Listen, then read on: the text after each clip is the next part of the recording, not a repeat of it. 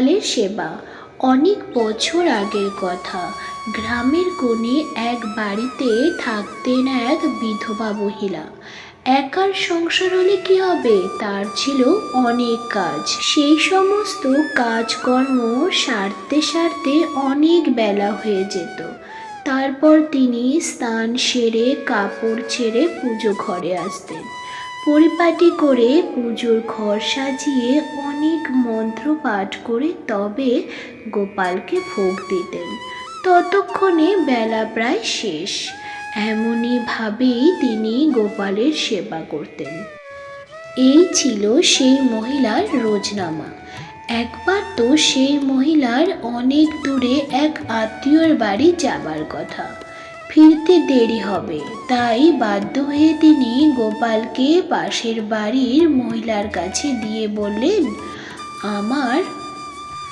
আমি কয়েকদিনের জন্য এক আত্মীয়র বাড়ি যাব। আমার গোপালকে তোমার কাছে দিয়ে গেলাম, তুমি একটু দেখো, ফিরে এসে আবার নিয়ে যাব। এই বলে সেই বিধবা মহিলা গোপালকে তার কাছে দিয়ে আত্মীয়র বাড়ির পথে রওনা হলেন। পাশের বাড়ির মহিলার তো স্বামী আছে, ছোট ছোট ছেলে মেয়ে আছে, গরু আছে, ছাগল আছে, সব কিছু নিয়ে তার অনেক বড় সংসার। তাই এত নিয়ম মেনে তিনি পুজো করতে পারতেন না। ছেলেমেয়েরা যখনই খাবার জন্য কান্নাকাটি করত তখনই তিনি তাদের খেতে দিতেন। সেই সাথে সাথে গোপালকেও বারবার খেতে দিতেন। এরপর অনেক দিন পর সেই বিধবা মহিলা ফিরে এলেন। নিজের বাড়ি এসেই হাত পা ধুয়ে কাপড় ছেড়ে পাশের বাড়ির মহিলার কাছে গেলেন তার গোপালকে আনতে। এরপরে শুরু হলো সমস্যা। গোপাল তো এ বাড়ি থেকে আর ফিরে আসতে চায় না। বলে, এখানে আমি কতবার খাবার খাই জানো? এ বাড়ির ছেলেমেয়েরা যতবার খাবার খায় আমি ঠিক ততবারই খাবার খাই। তোমার সাথে গেলে তুমি তোমার সময় মতো কাজ মিটিয়ে স্নান সেরে মন্ত্রপাঠ করে তবে আমাকে খেতে দেবে। আমার বুঝি খিদে পায় না? এ বাড়িতে আমি বেশ মজায় আছি, আমি আর তোমার বাড়ি যাব না।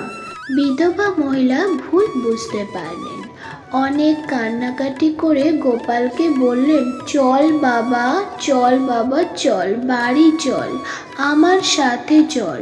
আমার ভুল হয়ে গেছে, আর কোনো দিন তোমাকে এত দেরি করে খেতে দেব না। চল বাবা, বাড়ি ফিরে চল। মহিলা এই বলে অনেক কান্নাকাটি করে অনুনয় বিনয় করে সোনাকে আদর করতে লাগলো। তারপর গোপাল রাজি হলে তার বাড়ি ফিরে যেতে। মার কান্নাকাটি কি আর সন্তান সহ্য করতে পারে? তারপর থেকে সেই বিধবা মহিলা অনেক পাল্টে গেলেন।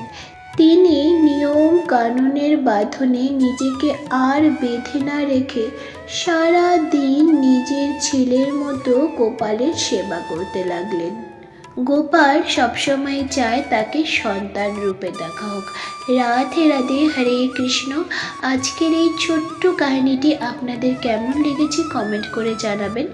আর ভালো লেগে থাকলে অবশ্যই চ্যানেলটিকে সাবস্ক্রাইব করে পাশে থাকবেন। ধন্যবাদ।